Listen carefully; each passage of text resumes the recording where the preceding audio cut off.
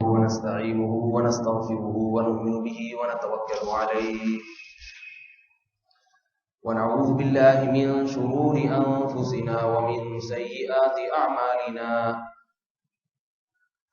من يهده الله فلا مضل له ومن يضلله فلا هادي له ونشهد أن لا إله إلا الله وحده لا شريك له ونشهد أن سيدنا وحبيبنا وشفيعنا وسندنا محمدا عبده ورسوله صلى الله تعالى عليه وعلى آله وأصحابه وبارك وسلم تسليما كثيرا كثيرا.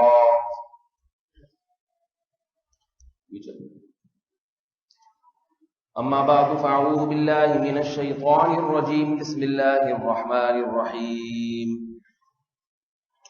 وَإِن تَعُدُّوا نِعْمَةَ اللَّهِ لَا تُحْصُوهَا إِنَّ الْإِنسَانَ لَظَلُومٌ كَفَّارٌ. وقال الله تبارك وتعالى ألهاكم التكاثر حتى زرتم المقابر كلا سوف تعلمون ثم كلا سوف تعلمون كلا لو تعلمون علم اليقين لترون الجحيم ثم لترونها عين اليقين ثم لتسألن يومئذ عن النعيم.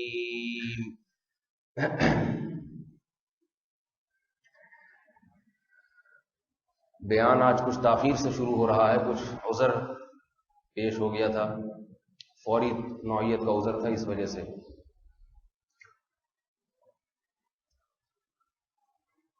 قرآن مجید کی جو آیات میں نے تلاوت کی ہیں،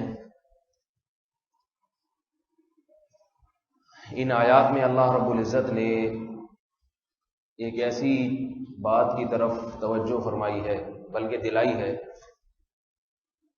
جس بات کے ہم سب سے زیادہ محتاج ہیں.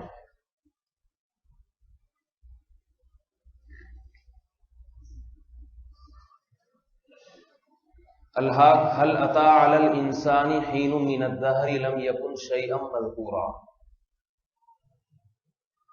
ایک بہت اہم سبق ہے جس کو ہم بھول چکے ہیں. وہ بھولا ہوا سبق ہمیں قرآن بار بار یاد دلاتا ہے. بہت ساری باتیں ہمیں یاد بھی ہیں، کون جیتا کون ہارا. آپ کسی نوجوان سے پوچھ لیں کل کے میچ کی خبر دو، کون جیتا، کتنے اسکور سے جیتا، کب جیتا، آخری بال پہ جیتا یا پہلے ہی جیت چکا تھا.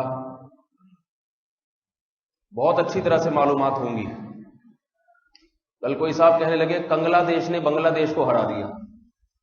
کنگلا دیش نے بنگلہ دیش کو ہرا دیا. اس پہ لوگ خوش ہو رہے ہیں، اپنی کنگالی پہ نہیں پریشان ہو رہے. بنگلہ دیش ہارنے کے باوجود ہم سے جیت چکا ہے. معیشت کے میدان میں، تعلیم کے میدان میں وہ جیتا ہوا ہے. انڈیا کو اگر ہم ورلڈ کپ میں ہرا بھی دیں تو کوئی فخر کی بات نہیں ہے، کیونکہ وہ بہت سارے میدانوں میں ہم سے جیت چکا ہے. انڈیا کی معیشت ہم سے زیادہ مضبوط، تعلیم ہم سے زیادہ سستی، اور زیادہ لوگ وہاں تعلیم یافتہ ہیں. پاور میں، طاقت میں ہم سے زیادہ. اتنے میدانوں میں جیت گیا تو اگر کنگلا دیش بنگلہ دیش کو ہرا دے، کنگلا دیش تو سمجھتے ہیں ایسا دیش اتنا کنگلا جس میں نہ بجلی نہ گیس نہ پانی نہ پیٹرول، گیند اور بلے پہ 3 فٹ اچھل رہا ہے، جیت گئے. اور یہ بھی یاد رکھیں جب پاکستان جیتتا ہے تو حکومت 2-4 دن بعد پیٹرول مہنگا کر دیتی ہے. اس کو پتا ہے ابھی یہ خوشی ہے، ابھی یہ خوش قوم ہے، خوشی میں جو مرضی کر لو، یہ اسی پہ خوش ہوتے رہیں گے، جیت گئے. تو بہرحال میں یہ عرض کر رہا تھا کہ بہت ساری چیزیں تو یاد رہتی ہیں، لیکن بہت ساری چیزیں انسان بھول جاتا ہے، وہ یاد دلانی پڑتی ہیں. اور ایسے اسباب بھول جاتا ہے جن کو یاد رکھنے کی ضرورت بہت زیادہ ہے، بہت زیادہ. دیکھیے ایک آدمی کو کمانے کے لیے باہر بھیجا والدین نے، تعلیم کے لیے امریکہ بھیجا، باپ نے خون پسینے کی کمائی جمع کی، ساری زندگی ایک کر دی کہ میں اپنے بیٹے کو اعلیٰ تعلیم کے لیے باہر بھیجوں گا تاکہ یہ بڑا انسان بن کے آئے. بہت محنت کی باپ نے اس پہ، دعائیں مانگی، سوکھی روٹی کھا کے گزارا کیا، پیسے جمع کیے کہ بچہ میرا باہر چلا جائے، تعلیم کے پیسے ہو جائیں، باہر سے بڑا آدمی بن کے آئے. باپ نے جمع پونجی جمع کی اور بچے کو ہوائی جہاز میں بٹھا کے آ گیا، رخصت کیا اور کہا دیکھ بیٹا، میں جو تجھے بھیج رہا ہوں تو یہ کوئی چوری کے پیسے نہیں ہیں، یہ میری خون پسینے کی کمائی ہے، اس کمائی کی لاج رکھنا، بڑا آدمی بن کے آنا، کچھ کر لینا وہاں جا کے.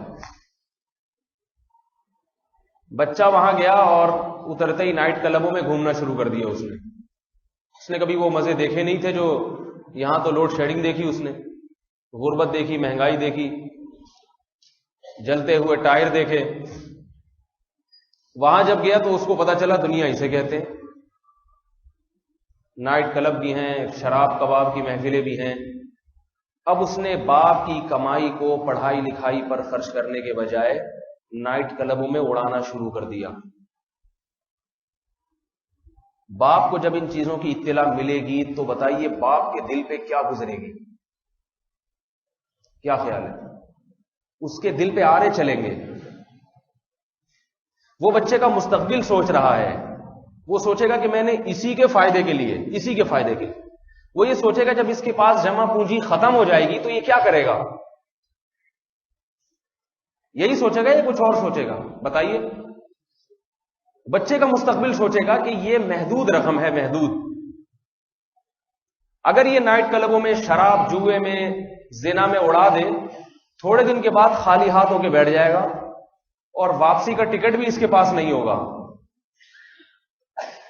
نہ تعلیم کے پیسے باقی بچیں گے اور نہ اس کے پاس کمانے کے لیے کچھ اور باقی بچے گا. واپس آئے گا تو میری جمع پونجی تو ویسے ہی ختم ہو گئی ہے، گھر کا دیوالیہ نکل جائے گا. لہذا باپ ٹیلی فون کے ذریعے، انٹرنیٹ کے ذریعے اپنے بیٹے سے رابطے کی کوشش کرے گا، سمجھائے گا، اسے یاد دلائے گا کہ بیٹے تو بھول رہا ہے، تجھے میں نے یہاں کس مقصد کے لیے بھیجا تھا، تیرے دماغ سے یہ بات نکل گئی ہے. تو یہاں اپنے پیسوں سے نہیں آیا، اپنے پیسوں سے آتا جو چاہے کرتا. تجھے میں نے پیسے دے کے بھیجا ہے اور یہ میری جمع پونجی ہے جو تو نائٹ کلبوں میں اڑا رہا ہے. یہ میرے پیسے ہیں، میرے، اس کا میں حساب لوں گا تجھ سے. تو نے میرے جذبات کی قدر نہیں کی، تو نے میری خون پسینے کی کمائی کی قدر نہیں کی. سارے وسائل، سارے ذرائع استعمال کرے گا باپ. پھر بھی سمجھ میں نہیں آیا، ممکن ہے خاندان کے کسی فرد کو امریکہ بھیج دے اس کو سمجھانے کے لیے کہ بھائی تو جا اس کو سمجھا کے آ، یہ کرایہ کوئی بات نہیں، جہاں اتنا خرچ ہوا ہے تیرے کرایہ آنے جانے پہ اور خرچ کر دوں گا، سدھر جائے وہ. قاصدین کو بھیجے گا، قاصد جائیں گے اس کو سمجھائیں گے. بچے کی سمجھ میں نہیں آ رہی بات، بچہ کہے گا ابا پتہ نہیں مجھے شراب سے کیوں روک رہے، یہ رنگ رلیاں، یہ محفلیں، یہ گانے بجانے کی محفلیں، یہ مزے، یہ عیاشی. باپ کا دماغ خراب ہو گیا ہے. باپ چاہتا ہی نہیں کہ میں دنیا میں کوئی مزے اڑاؤں. باپ کیا کہے گا، بیٹا میں تجھے وقتی مزوں سے بچا رہا ہوں، دائمی مزے دینا چاہتا ہوں، یہ تھوڑے دن کے ختم ہو جائیں گے.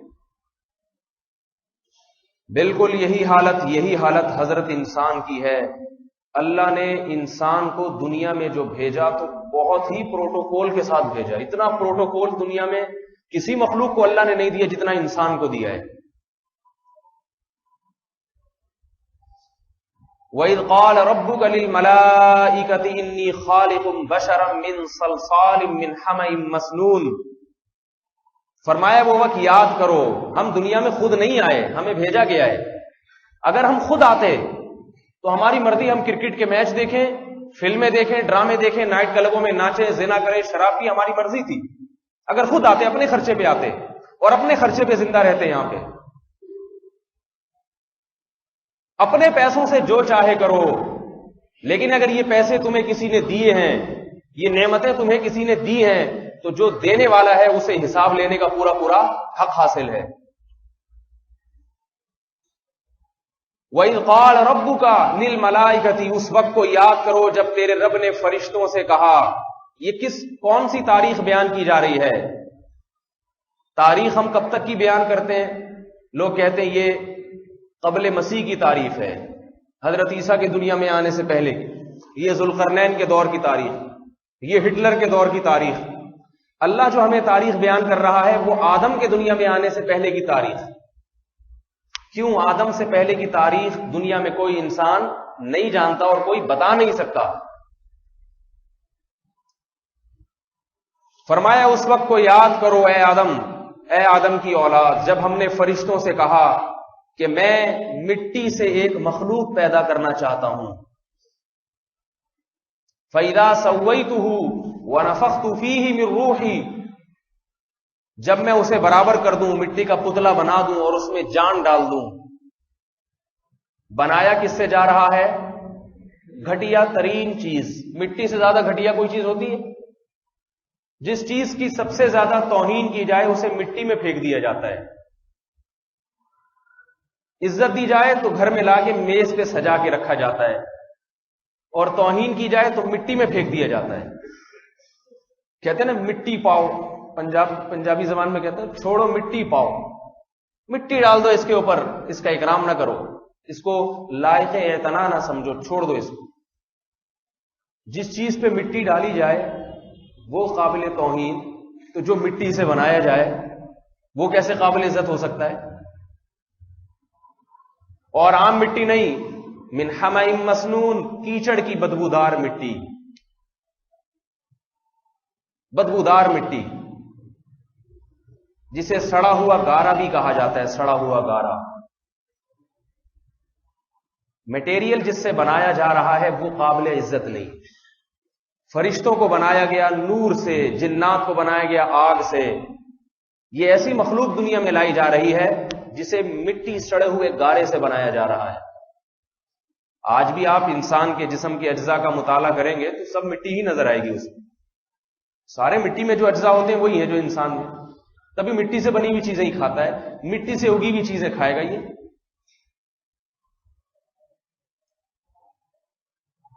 بنایا اس میٹیریل سے جا رہا ہے، لیکن عزت کتنی دی جا رہی ہے. فرشتے بھی حیران ہیں. اللہ فرما رہے میں بنانے والا ہوں سڑے ہوئے گارے سے ایک مخلوق. فَإِذَا سَوَّيْتُهُ وَنَفَخْتُ فِيهِ مِن رُوحِي، لیکن جب اس میں روح پھونک دوں، جان پڑ جائے، فَقَعُوا لَهُ سَاجِدِينَ، سارے کے سارے گر جاؤ اس کے سامنے سجدہ کرتے ہوئے. بڑے بڑے فرشتوں، جبریل امین جیسے فرشتے، ان کو حکم دیا جا رہا ہے کہ اس کے سامنے اپنا ماتھا زمین پہ رکھ دینا.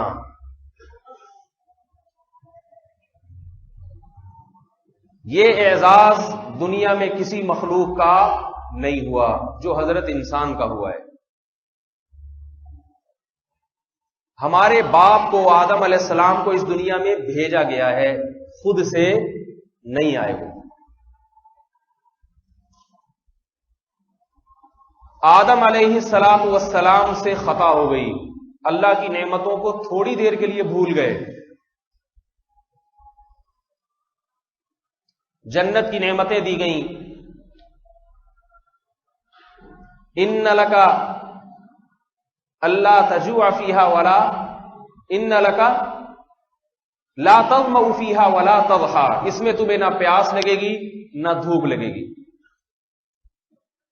لیکن بتا دیا لا تقربا هذه الشجرۃ فتکونا من الظالمین. اے آدم یہ ساری نعمتیں حلال. دیکھیے یہاں ایک سبق دیا جا رہا تھا آدم آنے والی اولاد کو، سبق دیا جا رہا تھا. اس وجہ سے آدم علیہ السلام سے یہ خطا کروائی گئی. ایک سبق دیا جا رہا تھا قیامت تک آنے والے انسانوں کو. اس میں کھلاڑی بھی داخل ہیں اور تماشائی بھی داخل ہیں. اس میں فنکار بھی داخل ہیں اور تماشائی بھی داخل ہیں. اس میں غریب بھی داخل، امیر بھی داخل، پڑھے لکھے، جاہل، جو بھی آدم علیہ السلام کی طرف منسوب ہوگا اور آدمی کہلائے گا. آدمی کسے کہتے ہیں؟ جو حضرت آدم کی اولاد میں سے ہو. جو بھی آدمی کہلائے گا، مرد ہو یا عورت ہو، ان تمام کو ایک سبق دلانا مقصود تھا. اللہ فرماتے ہم نے آدم سے کہا اے آدم یہ مزین جنت تیرے لیے، ساری نعمتیں اس میں تیرے لیے، لیکن تھوڑا سا آزماؤں گا میں، ضرور آزماؤں گا. لا تقربا هذه الشجرة فتكونا من الظالمین، دیکھ اس درخت کے قریب نہ جانا، اگر تو چلا گیا اس میں سے کھا لیا تو تو فتکونا من الظالمین، ظالمین میں سے ہو جائے گا. وہ درخت کیا تھا وہ اللہ ہی جانتا ہے، ہمیں اس میں بحث میں پڑھنے کی ضرورت نہیں. بعض نے کہا گندم تھا، بعض نے کہا کیا تھا، بہرحال جو بھی تھا. فوسوس لہما الشیطان، قرآن کہہ رہے کہ شیطان آدم اور حوا کے پاس آیا اور ان کے دل میں وسوسہ ڈالا. شیطان کا کام کیا ہے؟ گناہ کو مزین کر دینا. ایک چیز بعض مرتبہ خراب ہوتی ہے لیکن آپ اس کو بڑی بہترین پیکنگ میں پیش کریں، اچھی لگنے لگتی ہے. یہی چیز آپ حلیم کسی دیگ والے سے کھا لیں، وہ بیچارہ دیگ کھڑا ہوتا ہے نا جس نے ھذا من فضل ربی لکھا ہوا ہوتا ہے عام طور پہ، حلیم کی دیگیں، وہی کھا لیں، وہی ذائقہ، وہ 15-20 روپے کی پلیٹ ہوگی. کسی بڑے ہوٹل میں جائیں، وہی ممکن ہے اس میں اور معیار گرا ہوا اس کا، لیکن وہ پلیٹ 50 روپے کی ہو جائے گی. کیوں؟ اس لیے کہ آپ کو ماحول ایسا دیا جائے گا، میز کرسی، جی سر کیا چاہیے اور آئیے تشریف رکھیں، اور پہلے وہ ٹیشو پیپر پہلے لا کے رکھ دے گا آپ کے سامنے، اور پلیٹ بڑی خوبصورت سی ہوگی. اس طرح کے تھوڑے سے وہ پیکنگ اچھی ہو جائے گی جس سے آپ متاثر ہو جائیں گے. ذائقہ اندر کا کیسا ہی کیوں نہ، وہی چنے کی دال اس نے بھی ڈالی ہے، وہی گوشت اس نے بھی ڈالا، لیکن اس کی پیکنگ اچھی، اس پہ دل آ رہا ہے. اور وہ بیچارہ جو دیگ لگا کے گلی محلے میں کھڑا ہوا ہے، آوازیں لگا رہا ہے، اس کی اپنی پیکنگ اچھی نہیں، اس کا اپنا لباس ایسا دھوتی شلوار میں ہوتا ہے کہ وہی اچھا نہیں لگ رہا ہوتا، تو اس کی پلیٹیں کہاں سے اچھی لگیں. بڑے ہوٹل میں جائیں گے تو وہ ہوٹل والوں کی اپنی پیکنگ دیکھنے کی ہوتی ہے. شیطان گناہ کو ایسی خوبصورت پیکنگ میں پیش کرتا ہے کہ انسان کی عقل اندھی ہو جاتی ہے. سمجھ میں آ رہی ہے بات؟ دیکھیے شیطان یہ نہیں کرتا کہ گناہ کی طرف دل للچائے، یہ کام نہیں کرتا شیطان. یہ دل تو انسان کی فطرت ہے، گناہ کی طرف للچاتا ہے، یہ تو انسان کی فطرت ہے. شیطان یہ کرتا ہے کہ جب دل گناہ کی طرف مائل ہوتا ہے تو عقل کہتی ہے کہ یہ غلط کام ہے، نہیں کرو. ہر وہ چیز جس کا دل چاہے وہ کرنے کی نہیں ہوتی. دیکھو کتنے لوگ ہیروئن پی رہے ہیں پائپ کے اندر بیٹھ کے، دل تو ہر ایک کا چاہتے ہم بھی ایک سٹا لگا کے دیکھیں کیسا مزہ ہے، لیکن کر لیتے. بتاؤ بھائی کیوں نہیں کرتے؟ پتا ہے کہ ہم بھی کہیں ایسے نہ ہو جائیں. تو یہاں عقل انسان کو روک دیتی ہے غلط کام کرنے سے. شیطان کا کام کیا ہے؟ شیطان اس غلطی کو مزین کر کے پیش کر دیتا ہے. ایک دفعہ میں کیا حرج ہے؟ یہ جتنے چرسی بنتے ہیں یہ بیچارے پہلی دفعہ سے ٹرائی کرنے کے لیے چرس پیتے ہیں. جتنے ہیروئن آپ کو نظر آئیں گے کسی کا یہ پہلے سے پروگرام نہیں ہوتا کہ ہم بھی ایسے ہی بن جائیں، وہ تو صرف ٹرائی کرنے کے لیے. شیطان کہے گا ایک دفعہ میں کیا ہوتا ہے غلط کام، مگر شیطان اس کے ایسے دلائل اور ایسے مزین کر کے پیش کرے گا کہ وہ غلط کام انسان کو وقتی طور پر غلط نہیں لگتا. پھر ایک دفعہ کرا دو، ایک دفعہ ٹرائی کرنے میں کیا جاتا ہے؟ ایسا نہ دنیا میں اس مزے کے بغیر ہم چلے جائیں، حسرت رہ جائے گی، ہائے وہ مزہ بھی اڑا لیتے، کیا جاتا تھا. شیطان نے آدم علیہ الصلوۃ والسلام کے سامنے گناہ کو مزین کر دیا اور کیا کہا؟ اے آدم، اللہ نے جو کہا ہے نا کہ یہ درخت سے نہیں کھانا، تو یقیناً اس میں کوئی خاص بات ہوگی جس کی وجہ سے منع کیا جا رہا ہے، ورنہ اس سے بڑی بڑی نعمتیں جنت میں موجود ہیں، ان سے نہیں روکا، اس میں کوئی خاص بات ہوگی. وہ خاص بات کیا ہو سکتی ہے؟ کہ اے آدم هل ادلک علی شجرۃ الخلد وملک لا یبلی، اے آدم میں تجھے ایسے درخت کا پتہ نہ بتاؤں جسے کھانے کے بعد تجھ پر کبھی موت واقع نہیں ہوگی اور جنت میں تیری حکومت کبھی ختم نہیں ہوگی. اللہ نے اس لیے روکا ہے کہ اس میں کوئی خاص بات ہے، اسے پینے کے بعد، کھانے کے بعد موت کا تصور ختم ہو جائے گا، موت کا تصور ختم ہو جائے گا. فَأَكَلَا مِنْهَا، آدم اور حوا دونوں نے مل کے کھا لیا. گناہ کرنے سے کبھی بھی انسان کو فائدہ نہیں ہوتا. خدا کی بغاوت کر کے کیا فائدہ ہو سکتا ہے؟ اگر فائدہ ہوتا ہے تو وقتی، جیسے ہیروئن والے کو ہیروئن پی کے وقتی فائدہ اس کو بھی بہت ہوتا ہے. اللہ فرماتے ہیں ہم نے آدم کو جنت سے نکالا. ابھی میرا مقصد حضرت آدم کا واقعہ سنانا نہیں ہے، میں یہ بتانا چاہ رہا ہوں کہ اس واقعے میں اللہ نے ہمیں کیا سمجھایا ہے اور کیا سبق دیا ہے. فَأَكَلَا مِنْهَا فَبَدَتْ لَهُمَا سَوْآتُهُمَا وَطَفِقَا يَخْصِفَانِ عَلَيْهِمَا مِنْ وَرَقِ الْجَنَّةِ. فرمایا ہم نے سب سے پہلے ان سے جنت کا لباس چھین لیا اور ہم نے ان کو جنت سے نکال دیا. وقال ربکما، اور ان کے رب نے کہا الم انہکما عن تلکما الشجرہ، اے آدم حوا کیا میں نے تمہیں اس درخت سے منع نہیں کیا تھا؟ وَأَقُلْ لَكُمَا إِنَّ الشَّيْطَانَ لَكُمَا عَدُوٌّ مُبِينٌ، اور میں نے پہلے سے بتا دیا تھا کہ شیطان تمہارا کھلا ہوا دشمن ہے. آدم علیہ السلام نے کیا کہا؟ قالا، دونوں نے بیک زبان ہو کر کہا ربنا، اے ہمارے رب. یہ نہیں کہا کہ اے اللہ یہ کیا بات ہوئی، دلیلیں نہیں پیش کی. آج کوئی گناہ کرتا ہے نا، اس کو سمجھائیں غلط ہے، دلائل لینا شروع کر دے گا. یہ مولویوں کی بنائی ہوئی بات. مولوی خود کون سا اچھے ہوتے ہیں؟ آج کل یہ ایک بات، اگر کسی کو آپ روکیں شراب سے زنا سے کہنا تو مولوی خود کون سا اچھے ہوتے ہیں، بیٹھ کے تقریریں کرتے ہیں. اس طرح کی باتیں شروع کر دیں گے. بھائی وہ اچھے ہوں یا نہ ہوں، آپ کو اس سے کیا واسطہ؟ آپ سے کے سامنے بات تو اچھی کر رہے ہیں نا، اور بات اپنی تھوڑی کر رہے ہیں، بات اللہ اس کے رسول کی کر رہے ہیں. آدم علیہ السلام نے یہ نہیں فرمایا کہ اللہ یہ کیا بات ہوئی، ایک دفعہ غلطی ہوئی ہے اتنی بڑی سزا کہ جنت سے ہی نکال دیا.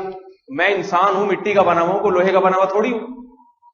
یہ دلائل آدم علیہ السلام نے بولو بھائی نہیں دیے. اس سے کیا سبق ملتا ہے؟ کہ اپنی غلطی کو غلطی تسلیم کرو، اکڑو نہیں غلطی کے سامنے. آج عورت پردہ نہیں کرتی، بے پردگی کے دلائل دینا شروع کر دے گی. وہ عورت کو آزاد بنایا جائے، اس کی تحریکیں چل رہی ہیں آج. عورت کو مرد کی دسترس سے آزاد کیا جائے. آزادی کا مطلب کیا ہے؟ آج جتنی عورت کی آزادی کی تحریکات چل رہی ہیں، عورت کی آزادی، بتاؤ اسلام ایسی آزادی پر لعنت بھیجتا ہی نہیں بھیجتا؟ اسلام نے عورت کو شادی سے پہلے باپ کا تابع بنایا ہے اور شادی کے بعد شوہر کا تابع بنایا ہے. اسلام عورت کی ایسی آزادی کا قائل نہیں ہے جیسی آزادی کا انگریز قائل ہے. ایسی آزادی پہ 100 دفعہ اسلام لعنت بھیجتا ہے.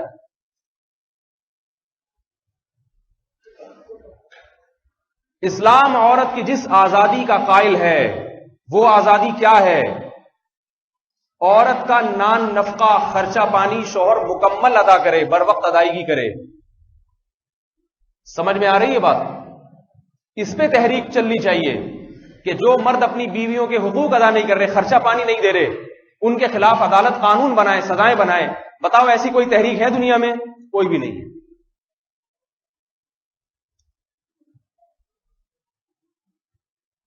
عورت کی آزادی اسلام میں یہ ہے کہ مرد کے لیے حرام ہے کہ ایک وقت میں اکٹھی 3 طلاقیں دے کے اس کا گھر اجاڑ دے.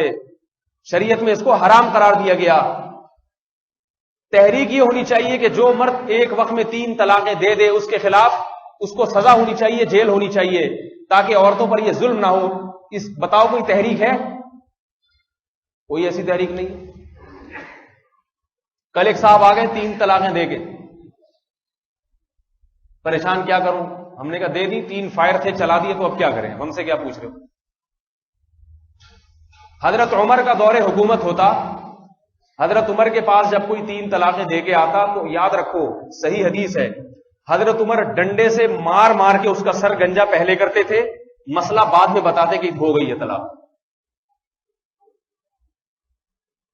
آج کوئی سزا نہیں ہے اس کے اوپر، کوئی سزا نہیں. جب چاہو جتنی چاہو پھینک دو. مفتیوں کا جا کے پھر دماغ گنجا کرو جا کے کیوں ہو گئی. پھر بعض یہ بھی آ کے کہتے ہیں کہ مجھے تھوڑی پتا تھا اس طرح سے ہو جائے گی. تجھے پتا نہیں تھا تو نے شادی کیوں کی بھائی؟ جس چیز کو کرتا ہے انسان تو پہلے اس کے حکام معلوم کرتا ہے یا بعد میں؟ بتاؤ میرے بھائی.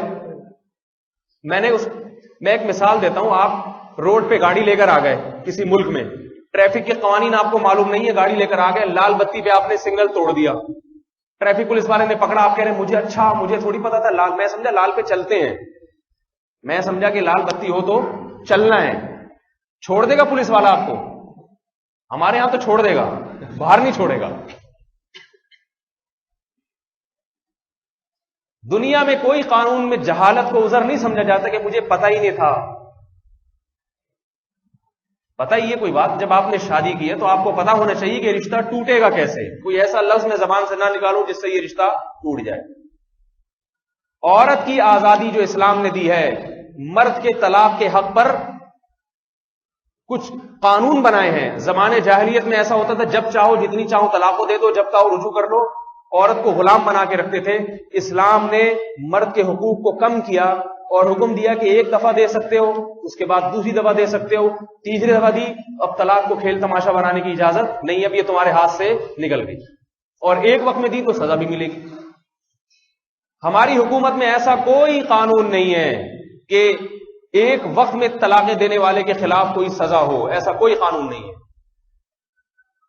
اسلام عورت 3 آزادیوں کا قائل ہے, اور اسلام عورت کی جو آزادی کا قائل ہے وہ یہ ہے کہ قرآن نے بیان کیا ہے کہ باپ کے مرنے کے بعد بیٹی کو وراثت میں پورا پورا حصہ دیا جائے. سمجھ میں آ رہی ہے بات؟ چھوڑ دیا ہے. سورہ نساء میں اس بارے میں واضح آیات ہیں. بیٹیوں کا حق کھا جاتے ہیں, بیوہ کا حق کھا جاتے ہیں. اسلام نے اس پہ زور دیا ہے کہ شادی کر کے جب عورت شوہر کے گھر میں آئے گی تو موت تک اس عورت کا سارا خرچہ پانی, لباس, پوشاک, خرچہ پانی کس کے ذمے ہے؟ شوہر کے ذمے. یہ آزادی ہی تو دی عورت کو. اسلام نے عورت کو حق دیا ہے کہ اس کے جب اولاد ہوگی, بیٹا ہو یا بیٹی, تو وہ بیٹا یا بیٹی ساری زندگی اپنی ماں کے سامنے اف نہیں کر سکتا.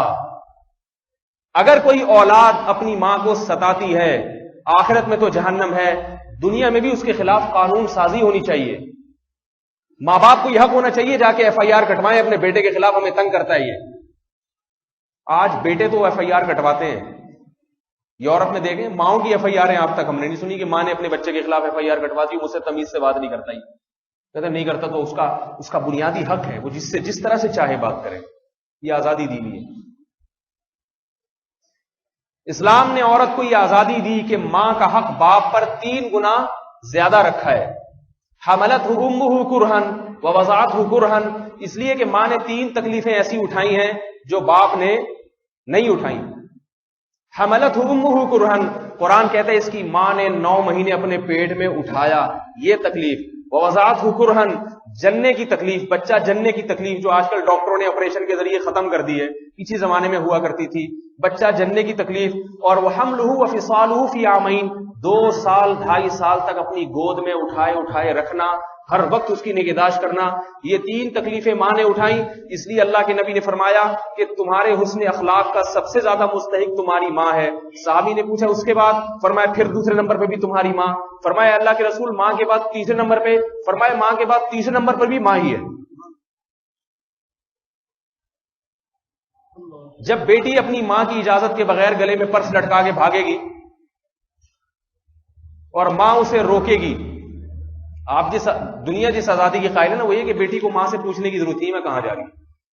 جس ماں نے 3 تکلیفوں سے بیٹی کو جنا ہو اور زندگی بھر اسے روٹیاں پکا پکا کے کھلاتی رہی ہو, اسلام کہتا ہے وہ ماں اگر اپنی بیٹی کو پکارے اور بیٹی نماز پڑھ رہی ہو, نفل نماز, تو بیٹی کو چاہیے کہ نماز توڑ کے اپنی ماں کی پکار کا جواب دے.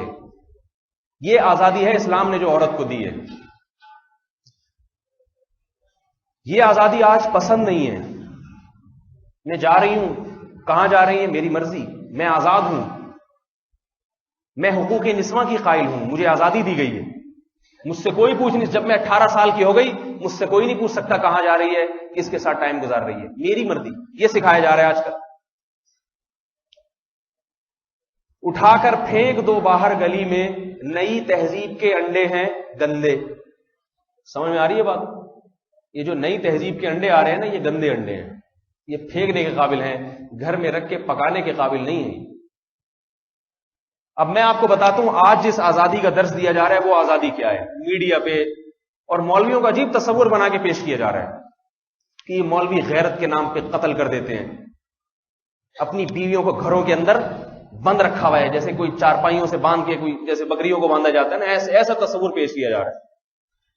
اور ان مولویوں کے ساتھ اٹھنے بیٹھنے والے بھی ایسے ہی ہوتے ہیں, براڈ مائنڈڈ بنو. میں ایک جگہ گیا, کسی انگلش لینگویج سینٹر میں گیا, تو وہاں دنیا داری کا سا ماحول تھا, تو مجھ سے وہ لوگ پوچھنے لگے کہ آپ مولوی صاحب ہیں؟ میں نے کہا جی ہاں. انہوں نے کہا آپ براڈ مائنڈڈ ہیں یا تنگ نظر ہیں؟ آپ براڈ مائنڈڈ مولوی ہیں, براڈ مائنڈ کا مطلب سب جائز چلتا ہے, صحیح ہے نا.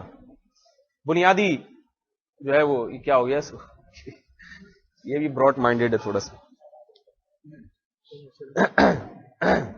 نہیں چل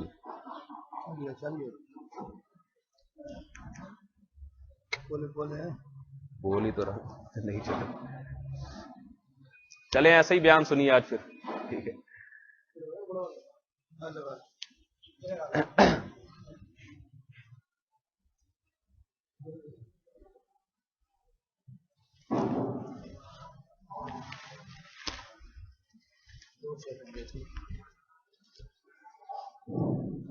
چلیں شکر کریں متبادل موجود. تو پوچھنے لگے کہ آپ براڈ مائنڈڈ ہیں یا تنگ نظر. تو براڈ مائنڈڈ کا آج کل مطلب یہ ہے کہ بیگم صاحبہ جہاں چاہے جا رہی ہوں اس میں رکاوٹ نہ ڈالی جائے, پوچھ نہ لیں کہ کہاں جا رہی ہو بیگم. اس کو کہتے ہیں براڈ مائنڈڈ. تو آج جن آزادیوں کی تحریکات, عورت کے لیے جو آزادی کی بات چل رہی ہے نا, سیاسی رہنما آج کل آپ دیکھ رہے ہیں جتنے سیاسی رہنما ہیں, عورت آزاد, عورت کو آزاد کرو. تو یہاں آزادی کا مطلب ہے کہ نمبر ایک, سب سے پہلے عورت پر کپڑے کی آزادی ہونی چاہیے. یہ جو کپڑے پہنتی ہے نا خواتین, یہ بہت یعنی تنگ نظری کی بات ہے, پورے کپڑے ہوں, پورا لباس ڈھکا ہوا ہو. آزادی آپ دیکھیں یورپ میں عورت آزاد ہے نا, کیا خیال ہے؟ سمجھا یہی جاتا ہے کہ یورپ میں عورت آزاد ہے. تو وہاں آزادی کا مطلب کیا ہے؟ کپڑوں سے آزاد. جتنے کپڑے کم ہوں گے عورت کے جسم پہ, اتنی ہی زیادہ براڈ مائنڈڈ بھی سمجھی جائے گی اور اتنی ہی زیادہ آزاد بھی سمجھی جائے گی. ایسی آزادی پہ ہم 100 مرتبہ 100 لعنتیں بھیجتے ہیں. کیا خیال ہے؟ آپ بھیجنے کے لیے تیار ہیں یا نہیں؟ یہ آزادی ہمیں منظور نہیں, کیونکہ یاد رکھو اس میں عورت آزاد نہیں ہوتی, مرد آزاد ہو جاتا ہے. بہت گہری بات ہے جو سمجھ میں شاید نہیں آ رہی ہو. جب عورت کے جسم پہ کپڑے ہوتے ہیں تو مرد پابند ہو جاتا ہے, اپنی بیوی کے سوا کسی کو دیکھ نہیں سکتا, وہ کسی سے لذت اٹھا نہیں سکتا وہ. اور جب عورت کے جسم پہ کپڑے نہیں ہوں گے, اس کا عورت کو کیا فائدہ؟ مردوں کے مزے ہو جاتے ہیں. تبھی تو یہاں سے لڑکے امریکہ بھاگ بھاگ کے جاتے ہیں, کیونکہ پتہ ہے وہاں عورتوں کے کپڑے اتنے نہیں ہوتے جتنے یہاں ہوتے ہیں. یہاں تھوڑی پرابلم ہوتی ہے دیکھنے میں, تو وہاں جا کے مرد آزاد ہو جاتا ہے, عورتیں تو بیچاری پابند ہو رہی ہیں وہاں جا کے. آزادی کے نام پہ عورت کو غلام بنایا جا رہا ہے اور بیوقوف اور احمق بنایا جا رہا ہے. پرانے وقتوں کی بات ہے, جب افغان جہاد چل رہا تھا رشیا کے خلاف, لوگ بہت آتے جاتے تھے. تو ایک نوجوان افغانستان ہو کر آیا, کہہ رہے 3 مہینے میں جیسی نظر کی میں نے حفاظت کی ہے پوری زندگی میں ایسی نہیں ہوئی. میں نے کہا ماشاءاللہ بڑے نیک پرہیزگار. اس نے کہا نیکی پرہیزگاری کی بات نہیں ہے, چاہو بھی تو کوئی دیکھنے کو ملتا ہی نہیں تھا. سب اتنے موٹے موٹے برقے, وہ شٹل کاک جسے کہتے ہیں وہاں کے برقے, پتہ ہی نہیں کیا ہے اندر. یہ بھی ڈر ہوتا تو کوئی بندہ ہی نہ ہو, اسے دھوکہ دے کے جا رہا ہو. یہاں آزاد کر دیا ہے. اب اس عورت کی کپڑوں سے آزادی کا مرد کو کیا فائدہ ہوا؟ مرد کا گھر میں جتنا دل لگتا ہے اتنا اس سے زیادہ دفتر میں لگتا ہے دل. پہلے جب عورتیں برقعوں میں ہوتی تھی, مرد کو دفتر میں اتنا مزہ نہیں آتا تھا, وہ ہے ہی نہیں, اپنے ہی ایسے سارے نظر آتے. لہذا شام کو لوگ جلدی جلدی گھر بھاگتے تھے, گھر جائیں گے اپنی بیوی کی زیارت کریں گے, آنکھیں ٹھنڈی ہوں گی. تو اب کہتے ہیں کیا فائدہ, وہ پرانی 20-25 سال ہو گئے اس کو, یہ دفتر میں ادھر کسی اور قسم کی بیٹھی ہوئی ہے, ادھر والی کا ڈیزائن مختلف, اور پھر آزادی بڑھتی چلی جا رہی ہے, لہذا روزانہ ڈیزائن بھی تبدیل ہوتے چلے جا رہے ہیں. تو یاد رکھو اس آزادی سے مرد آزاد ہو رہا ہے, عورت آزاد نہیں ہو رہی, عورت غلام بنتی چلی جا رہی ہے. اس لیے کہ اس آزادی کے بعد عورتوں سے شادی کرنے کے لیے اب کوئی تیار نہیں ہے، کیونکہ اس کو جب اتنے مزے مفت میں مل رہے ہیں تو وہ بیوقوف ہے احمق ہے شادی کر کے ایک ٹینشن پالے گھر لا کے۔ شیخ رشید کا بیان تو آپ سب حضرات کو معلوم ہوگا، ہمارے اسلامی ملک کے وزیر اطلاعات، ہماری مملکت اسلامی خداداد کے جو وزیر اطلاعات ہیں، اطلاعات کا مطلب اسلامی ملک کی نمائندگی کرنے والا، ان سے کسی نے پوچھا کہ آپ شادی کیوں نہیں کرتے؟ تو ارشاد فرمایا کہ جب بازار میں کھلا دودھ دستیاب ہے تو بھینس پالنے کی کیا ضرورت؟ یہ مملکت خداداد میں اس قسم کی چیزیں پیدا ہو رہی ہیں، اسلامی جو اسلام کے نام پہ بنا تھا، یہ چیزیں پیدا ہو رہی ہیں۔ آزادی کا مطلب آج جو دنیا میں تحریکیں چل رہی ہیں اس میں عورت کی آزادی کا مطلب وہ شوہر کی دسترس سے آزاد ہو جائے۔ اسلام کیا کہتا ہے؟ عورت اپنے شوہر کی اجازت کے بغیر گھر سے باہر نہیں نکل سکتی۔ سمجھ میں آ رہی ہے نا بات؟ مرد کو مکمل اجازت ہے، پابندی لگا دے اس پر، سوائے اپنے ماں باپ سے ملنے کے یا جو اقربا و قریبی رشتے دار ہیں۔ اس میں عورت کے حقوق کا تحفظ کیا گیا ہے، کیونکہ جب مرد کو احساس ہوگا کہ میری بیوی میری فرمانبردار ہے، یہ میری ہے، تو جو اپنی چیز ہوتی ہے اس پہ خرچ کرنا آسان ہوتا ہے، اس کے حقوق نبھانا آسان ہوتا ہے۔ جب یہی نہ پتا ہو یہ پتہ نہیں میری بھی ہے یا نہیں، اس کا تو دل جب چاہے گا اٹھ کے پرس اٹھا کے نکل جائے گی، تو ایسا آدمی اپنی زوجہ پر خرچ کرنا بوجھ سمجھتا ہے۔ جیسے امریکہ میں لوگ بیویوں پہ خرچ کرتے ہیں کیا؟ انگریز کرتے ہیں؟ کوئی بھی نہیں کرتا۔ ایک صاحب جاپان کی بہت تعریف کیا کرتے تھے، جاپانیوں میں بڑا ڈسپلن ہوتا ہے، ہوتا بھی ہے، اس میں کوئی شک نہیں، جو اچھی باتیں ہیں ان کو تسلیم کرنا چاہیے۔ جاپانی اپنے ملک سے بہت محبت کرتے ہیں، کرتے بھی ہیں، اس میں کوئی شک نہیں۔ جاپانی بڑے محنتی ہوتے ہیں، یقیناً ہوتے ہیں، اس میں کوئی شک نہیں۔ ہم جیسے تو دنیا میں کہیں بھی نہیں پائے جاتے، ہم جیسی قوم جو ہے نا پاکستانی، باقی جتنی ہے تھوڑی سی ہم سے زیادہ ہی محنتی ہوتے ہیں۔ جاپانیوں سے بڑے متاثر، بڑی پیاری قوم، لیکن جب جاپان رہ کر آئے تو انہوں نے کہا اللہ ان جیسا ہمیں نہ بنا دے کہیں، اللہ ان جیسا ہمیں نہ بنا۔ میں نے پوچھا کیوں؟ کہنے لگے کہ کمبخت شادی کرنے کے بعد بھی رات کو اپنی بیوی کے پاس نہیں آتے، نائٹ کلب جاتے ہیں، اور تھوڑے دن بیوی انتظار کرتی ہے، اس کے بعد پھر وہ بھی کسی اور کی پہلو میں جا کے بیٹھتی ہے۔ جو آدمی اپنی بیوی کو محبت دینے کے لیے تیار نہیں ہے، وہ اپنے ملک سے کیا محبت کرے گا؟ پہلے تو اپنی گھر میں جو جس کو لے کر آئے ہو بیاہ کر کے، شادی کر کے، اس کے تو حقوق ادا کرو پہلے۔ ہمارے ہاں الحمدللہ آج بھی عورتوں کے حقوق مرد جس طرح گھروں میں ادا کر رہے ہیں وہ باہر کی دنیا سے بہت زیادہ ہیں۔ پوری دولت ساری زندگی خرچ کرتے ہیں، اور پھر بھی بیوی سے الٹی سیدھی سنتے ہی رہتے ہیں، پھر بھی وہ یہی کہتی رہتی ہے کہ مجھے جو ہے نا کبھی میرے خرچے نہیں پورے، یہ پھر بھی برداشت کرتا ہے۔ یہ حقوق ہمارے یہاں حاصل ہیں، وہاں نہیں ہے یہ حقوق۔ عورت کی آزادی کا مطلب شوہر سے آزاد کیا جائے، باپ سے آزاد کیا جائے۔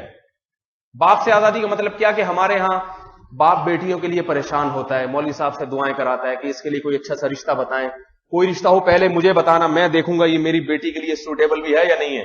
بچی کو تو نہ سمجھ ہے، اسے تو بیوقوف بنانا آسان ہے، مجھے بتانا۔ شریعت نے باپ کو اختیار بھی دیا ہے، ولایت بھی دی ہے۔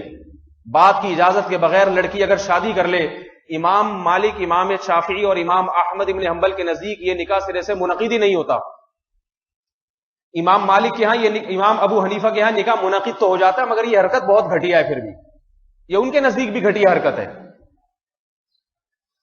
آج عورت کی آزادی کا مطلب یہ ہے کہ جب وہ 18 سال کی ہوئی تو اب اس کو اپنے باپ سے مشورہ لینے کی بھی ضرورت نہیں ہے، وہ جس کے سے چاہے جب چاہے شادی کرے۔ ہمارے پاس امریکہ سے فون آتے ہیں بچیوں کے والدین کے کہ ہماری بچی 18 سال کی ہونے والی ہے، پریشان ہے ہم۔ کیوں پریشان ہو بھائی؟ ہمارے ہاں گھروں میں بچیاں 18 سال کی، باپ تو خوش ہوتا ہے ماشاءاللہ میری بچی جوان ہو گئی، وہاں پریشان ہو رہے ہیں۔ کہہ رہے پریشان اس لیے کہ اس کے بعد یہ ہمارے ہاتھ سے نکل جائے گی، ہم نے پالا پوسا، مگر ہم پھر یہ نہیں پوچھ سکتے بیٹی تم نے رات کہاں گزاری تھی، یہ باپ اور ماں پوچھ نہیں سکتے۔ ایسی آزادی پہ 100 لعنتیں۔ سمجھ میں نہیں آ رہی میرا خیال ہے بات بھائی؟ اسلام نے جو حقوق دیے وہ وہ اختیار کریں. عورت گھر کی چار دیواری کی زینت بنے, چار دیواری, اس میں عورت کی بہتری ہے. ہزاروں سال سے عورتیں اسی طرح رہتی آئی ہیں, کسی کا دم نہیں گھٹا. بتاؤ کوئی ایسی خاتون ہسپتال میں آئی ہو جس کا گھر میں رہنے سے دم گھٹ گیا ہو, مر گئی ہو, یا برقع پہننے سے ایک دم ہارٹ اٹیک ہو گیا, سانس گھٹ گیا اس کا. بنائی ہوئی باتیں. اور اگر غیرت کے نام پہ قتل ہوتے ہیں تو جہاں ہو رہے ہیں وہاں جا کے روکا جائے. یورپ میں غیرت کے نام پہ نہیں, بےغیرتی میں بہت ساری عورتیں قتل ہو جاتی ہیں. یہاں اگر ہو رہے ہیں تو چلو کوئی نام تو اچھا استعمال کر رہے ہیں نا غیرت کا. ایک دفعہ میرا آسٹریلیا میں انٹرنیٹ پر کسی پادری سے چیٹنگ ہوئی. کوئی پادری صاحب تھے, وہ اسلام کے بارے میں اعتراض ہی کر رہے تھے کہ اسلام دہشت گردی کا مذہب ہے. میں نے کہا مثلاً کہتے ہیں مسلمان غیرت کے نام پہ بیویوں کو قتل کر دیتے ہیں. اول تو یہ بات ہی غلط ہے. تو میں نے کہا چلو قتل کر دیتے ہیں. مثال کے طور پر کہاں اس نے افغانستان کی مثال دی, جیسے افغانستان میں پٹھان غیرت کے نام پہ عورتوں کو جان سے مارتے, کہیں شبہ بھی ہو جائے کہ اس نے کسی کو دیکھا ہے جان سے مار دے گا. میں نے اس سے کہا پھر اس کا آپ لوگوں نے حل کیا سوچا؟ تو میں نے کہا آپ مجھے بتائیں اس قتل کو روکنے کے لیے امریکہ نے جو بمباری کی ہے افغانوں پہ, تو اور 32 ہزار ٹن وزنی بم جو آسمان سے گرائے ہیں زمین پہ, اس سے جو لاکھوں عورتیں بیوہ ہوئیں, لاکھوں بچے یتیم ہوئے, تو یہ جو غیرت کے نام پہ جو قتل وہ لوگ کرتے تھے افغانی, اس قتل کی تعداد زیادہ ہے. یہ ایک مہینے میں امریکہ نے اس سے زیادہ انسانوں کو موت کی گھاٹ اتار دی ہے. تو بڑا دہشت گرد کون ہوا؟ ایک آدمی غیرت کے نام پہ 3 عورتوں کو قتل کرتا ہے, اور ایک اس قتل کو روکنے کے لیے 3000 عورتوں کو بم سے اڑا دیتا ہے. کہاں کی حماقت, کہاں کی انسانیت ہے بھائی. وہ قتل بھی کرتے ہیں تو چرچا نہیں ہوتا, ہم آہ بھی کرتے ہیں تو ہو جاتے ہیں بدنام. امریکہ اگر انسانوں کو موت کی گھاٹ اتارتا رہے, زہریلے بم گراتا رہے, دنیا چرچا نہیں کرتی. کہتے دہشت گردی کے خلاف جنگ میں کچھ تو کرنا ہی پڑے گا. اور ہم اگر چیختے بھی ہیں نا کہ امریکہ ظلم کر رہا ہے, تو ہم بدنام ہو جاتے ہیں کہ دیکھو کیسے لوگ ہیں. میں جلدی اس واقعے کو سمیٹتا ہوں. آدم علیہ السلام کے واقعے سے جو اسباق ملتے ہیں, تو میرے بھائی پہلا سبق ہمیں آدم علیہ السلام کے واقعے سے کیا ملا؟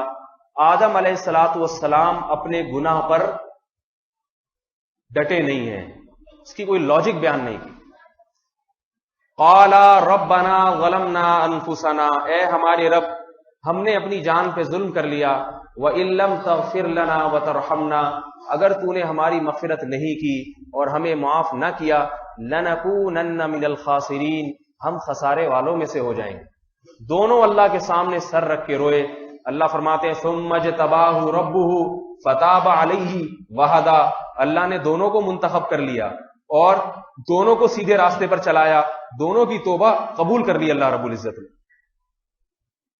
اور آگے ایک پیغام دے دیا کہ اے آدم اب تم زمین پہ اترو اور قیامت تک آنے والے اپنی اولاد کو ایک پیغام دے دو. پیغام تم دو گے, تمہاری قیامت تک پیدا ہونے والی نسلوں تک تمہارے اس پیغام کو پہنچانا میری ذمہ داری ہے, وہ میں پہنچاؤں گا. اللہ نے تمام آسمانی کتابوں میں اس پیغام کو نقل کیا, قرآن میں نقل کر کے اللہ تعالیٰ یہ پیغام علماء کے ذریعے, قرآن کے ذریعے قیامت تک آنے والے انسانوں تک پہنچاتا رہے گا. وہ پیغام کیا ہے؟ اما یاتینکم, اپنی اولاد کو بتا دیں کہ جب بھی تمہارے پاس رسول منی, میری طرف سے پیغمبر آئے, جب بھی پیغمبروں کا سلسلہ آیا, جب بھی کوئی قاصد آیا, پیغمبر آئے میری طرف سے تمہیں تمہارا سبق یاد دلانے کے لیے.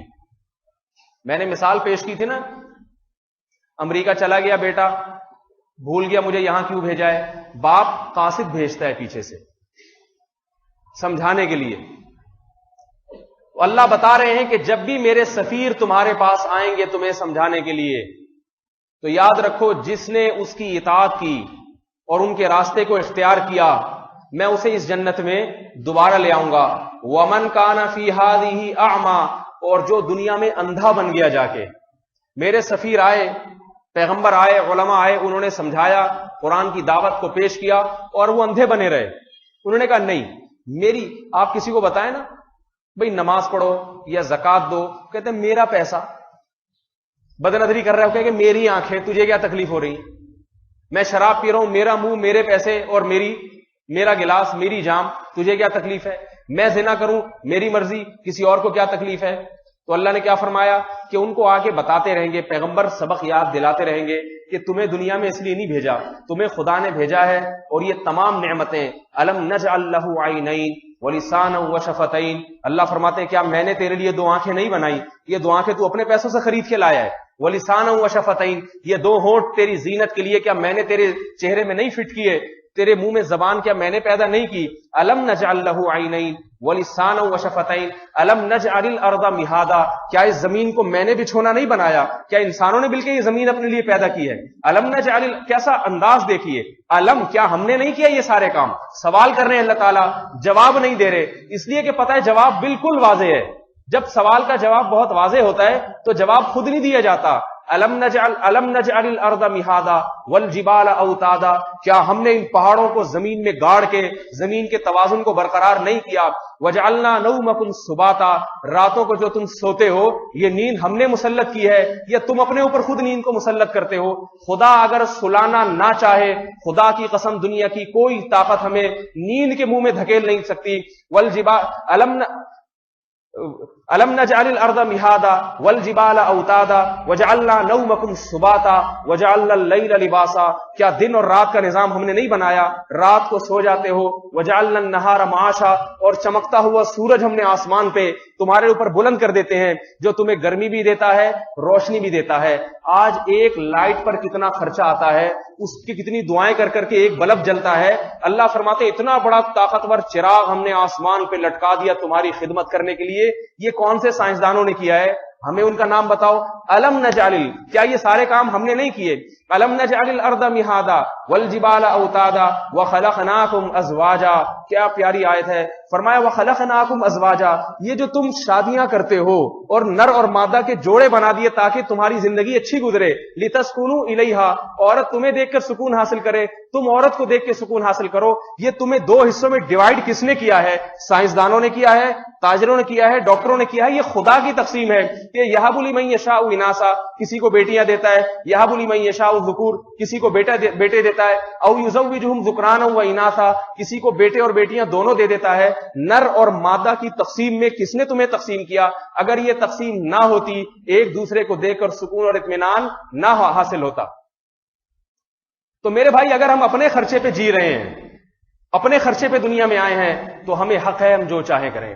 ہم کرکٹ کے میچ دیکھیں سارا دن بیٹھ کے، ہم شرابیں پیئیں، زنا کریں، ہماری مرضی، لیکن قرآن کہہ رہے ہیں ان میں کوئی چیز تمہاری، بولو بھائی، کوئی چیز تمہاری اپنی نہیں ہے، کوئی بھی اپنی نہیں ہے۔ وَخَلَقْنَاكُمْ أَزْوَاجًا وَجَعَلْنَا نَوْمَكُمْ سُبَاتًا وَجَعَلْنَا اللَّيْلَ لِبَاسًا وَجَعَلْنَا النَّهَارَ مَعَاشًا وَبَنَيْنَا فَوْقَكُمْ سَبْعًا شِدَادًا وَجَعَلْنَا سِرَاجًا وَهَّاجًا۔ کیا عجیب آیت ہے۔ فرمایا 7 مضبوط آسمان تمہارے اوپر بنا دیے بیرونی شر سے تمہیں روکنے کے لیے۔ یہ آسمان ہم نے دیکھے نہیں ہیں، لیکن ہمارا ایمان ہے کہ اللہ نے بنائے ہیں جب اللہ دعویٰ کر رہا ہے۔ اور فرمایا وَجَعَلْنَا سِرَاجًا وَهَّاجًا، ایسا زبردست چمکتا ہوا چراغ آسمان میں پیدا کر دیا اس نے۔ سورج کو اللہ نے چراغ سے تعبیر کیا ہے۔ دیکھیں چراغ پہ بھی پیسے خرچ ہوتے ہیں، چھوٹا سا چراغ آپ گھر میں لا کے لگائیں نا، موم بتی بھی پیسے خرچ ہوتے ہیں، لیکن خدا نے اتنا بڑا چراغ جس کا ایندھن ہم سے نہیں مانگا۔ اگر سورج کا ایندھن ہمارے ذمے ہوتا، 1 سیکنڈ میں جتنی توانائی پھینکتا ہے اور خرچ کرتا ہے، ساری دنیا کے جتنے پیٹرول اور ڈیزل ہے وہ صرف سورج کو جلانے میں اور اس کے جلتے رہنے میں خرچ ہو جاتا وہ 1 سیکنڈ۔ ان یوم الفصل کان میقاتا، فرمایا جب یہ ساری نعمتیں ہم نے دی ہیں تو یاد رکھو ان نعمتوں کے حساب کا بھی ایک دن متعین کر دیا ہے، ایک دن متعین کر دیا ہے، تبھی دنیا میں عذاب نہیں آتا۔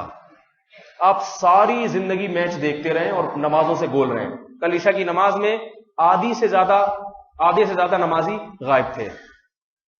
میچ ہو رہا ہے بھائی، پاکستان بنگلہ دیش سے کھیل رہا ہے، بنگلہ دیش نے بنگلہ دیش کو ہرا دیا، میچ ہو رہا ہے بھائی، خدا کے سامنے سجدہ کرنے کے لیے ٹائم نہیں، ہو گیا ختم، تھوڑے دن میں لوگ بھول جائیں گے کون جیتا کون ہارا۔ اس لیے اللہ نے فرمایا ان یوم الفصل کانا میقاتا, فیصلے کا دن ہم نے ایک رکھا ہے. دنیا میں ہوتا نا تو دنیا میں فوراً پوچھ, کوئی ذرا سی نظر کی کو غلط استعمال کرتا اسی وقت عذاب آ جاتا. اللہ پوچھتے ہیں آنکھیں یہ تو نے خریدی ہیں یا میں نے فٹ کی ہیں, یہاں پہ یہ میں نے لگائی, یہ میں نے لگائی ہیں, تو نے اپنے خود بنائی ہیں, یہ حساب دے اس کا. اللہ فرماتے ہیں دنیا میں اس لیے نہیں لیتا کہ ایک دن میں نے متعین کر دیا ہے. تو میرے بھائی ہماری مرضی سارا دن ٹی وی کے سامنے بیٹھ کے گزارے اس کو, یا کچھ اللہ کے اطاعت میں فرما برداری میں ٹائم پاس کر لیں, ٹائم تو پاس ہو جائے گا. میں اسی بات کے ساتھ اپنی بات کو ختم کرتا ہوں. دیکھو لوگ کہتے ہیں کہ ٹیلی ویژن کے بغیر ٹائم پاس نہیں ہوتا, اور فلموں کے بغیر اور میچز کے بغیر ٹائم پاس نہیں ہوتا. میں ایک بات کرتا ہوں, قبرستان میں لوگ جو مردے ہیں ان سے جا کے پوچھو کہ تمہارا ٹائم کیسے پاس ہوا تھا. پاس ہوا تھا تبھی تو پہنچ گئے نا قبروں میں, پاس ہی نہیں ہوتا تو پہنچ جاتے کیا؟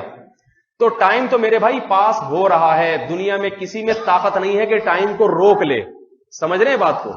اگر میں چاہوں کہ میں جتنی زندگی لے کر آیا ہوں میں اس کو فی الحال بریک لگا لوں, جیسے پوز کا بٹن دبا دیتے ہیں نا, ریکارڈنگ چل رہی ہوتی ہے, میں پوز کا بٹن دبا دوں تاکہ میں کچھ مزے اڑا لوں, کچھ تھوڑی سی, اور میری زندگی نہ گزرے. تو پوز کا بٹن اللہ نے کسی کے اختیار میں, یہ پلے کا بٹن ہی ہے, اور وہ پلے کا بٹن بھی اللہ نے دبا دیا ہے. اب جتنے منٹ, جتنے گھنٹے, جتنے دن, جتنے سال کے لیے ہم دنیا میں آئے تھے, روزانہ اس میں سے کم ہوتا چلا جا رہا ہے, ہوتا چلا جا رہا ہے, پاس ہوتا چلا جا رہا ہے. آپ ٹی وی کے سامنے بیٹھے پھر بھی پاس ہوگا, رکے گا نہیں. اور آپ نماز میں, تہجد میں ٹائم گزاریں, ماں باپ کی خدمت میں گزاریں, شراب کباب سے اپنے آپ کو بچائیں, پھر بھی ٹائم پاس ہوگا. لیکن فرق صرف اتنا ہے کہ ایک ہے اچھے طریقے سے ٹائم کو پاس کر لینا, ایک ہے برے طریقے سے ٹائم کو پاس کر لینا. اور یہ چونکہ دنیا ایگزامینیشن ہال ہے, پرچہ حل کریں گے تو بھی آپ کو کوئی ایگزامینر امتحان گاہ سے باہر نہیں نکالے گا, اور حل نہیں کریں گے تو بھی نہیں نکالے گا. اللہ نے رزلٹ کا جو دن ہے, نتیجے کا دن بعد میں رکھا ہے. لوگ اس سے دھوکہ کھا جاتے ہیں, اتنے بڑے بڑے بدماش ہیں کچھ بھی نہیں ہو رہا, بلکہ صدر بن جاتے ہیں.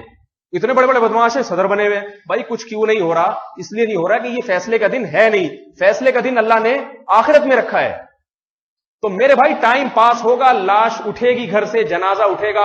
آج دوسروں کے اعلانات ہو رہے, کل ہمارے پاس پرچی آئے گی فلاں صاحب بھی دنیا سے چلے گئے, مولوی صاحب اعلان فرما دیں, بچے قبروں میں اتار کے آ جائیں گے, ختم ہو جائے گی کہانی, پھر اگلوں کا ٹائم پاس ہونا شروع ہو جائے گا. تو نوجوان کو چاہیے کہ اپنے ٹائم کو اچھی چیز میں پاس کر لے, اچھی چیز میں. اور یاد رکھو دوبارہ یہ وقت ملے گا نہیں. پھر قبر میں جانے کے بعد, اور قبر میں تو پھر بہت ہی اچھی طریقے سے ٹائم پاس ہوتا ہے. مردے کے پاس نہ بنگلہ دیش کے میچز کی رپورٹ ہے, نہ بنگلہ دیش کے میچز کی رپورٹ ہے. مردے کو نہ یہ پتا کہ آج کا مشہور اداکار کون ہے اور مشہور فنکار کون ہے, اور کون اچھا ناچ لیتا ہے, کون اچھا گا لیتا ہے, کون کیا کر رہا ہے, کون کتنے کما رہا ہے. وہاں کچھ بھی نہیں, قبر میں کچھ بھی نہیں ہے. سمجھ میں آ رہی ہے نا بات؟ اتنی موٹی موٹی سلوں میں رکھ کے آ جاتے ہیں. وہ بیچارہ قیامت تک اندر پڑا رہے گا, اور بزبان حال دنیا کو بتا رہا ہے کہ دیکھو ایسے بھی ٹائم پاس ہو جاتا ہے, ایسے بھی ہو جاتا ہے. لیکن اب ثواب نہیں ملے گا. دنیا میں چھوڑ دیتا یہ چیزیں اپنے اختیار سے, اس پہ اجر ملتا. مردے سے تو خود نہیں چھوڑتا مردہ, اللہ چھین لیتا ہے. جب اللہ نعمتیں چھینتا ہے پھر اس پہ ثواب نہیں ملتا. یاد رکھیں, ثواب جب ملے گا جب ساری طاقتیں موجود ہوں. شراب پینے کی طاقت ہے, دل چاہ رہا ہے مگر شراب کے قریب نہیں پھٹکتا.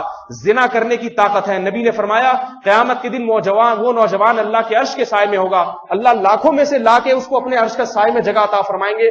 وہ نوجوان جسے خوبصورت, مالدار اور منصب والی عورت تنہائیوں میں اپنی طرف زنا کی دعوت دے, کوئی دیکھنے والا نہیں ہے, کوئی دیکھنے والا نہیں. اس نوجوان کا دل چاہ رہا ہے اس کی طرف لپکنے کا, مگر یہ جواب میں کہہ دے انی اخاف اللہ, خدا کی قسم صرف اللہ کا خوف ہے. اگر اللہ کا خوف نہ ہوتا میں تجھ سے منہ کالا کرتا. اللہ کے نبی نے فرمایا یہ ان تنہائیوں میں اللہ کو یاد کر کے زنا سے جو بچے گا, قیامت کے دن اللہ اسے بھولیں گے نہیں. کروڑوں خربوں کے مجمع میں الگ سے اس کو مجمع سے باہر نکال کے لائیں گے, اور جب لوگ سورج کی روشنی میں جل رہے ہوں گے اس وقت اللہ ان کو اپنے عرش کا سایہ عطا فرمائیں گے, اور کہیں گے یہ وہ ہے جس نے میری خاطر دنیا میں اپنی خواہش کو قربان کیا تھا. تو میرے بھائی قیامت میں خواہشات کو قربان کرنے والے پر اجر ملے گا. خواہشات کے پیچھے تو جانور بھی بھاگتے ہیں. جانوروں والی زندگی گزارنے پر اللہ کے ہاں کوئی قدر, اور کوئی اللہ کے ہاں اس کی قدر نہیں ہے, اور اس کے لیے کوئی اللہ کے ہاں نعمتوں کے وعدے نہیں. اللہ تعالی ہمیں موت سے پہلے اپنی زندگی کے مقصد کو پہچاننے کی توفیق عطا فرمائے, اور موت سے پہلے ہمیں سدھرنے کی توفیق عطا فرما دے. وما علینا الا البلاغ وآخر دعوانا الحمدللہ رب العالمین.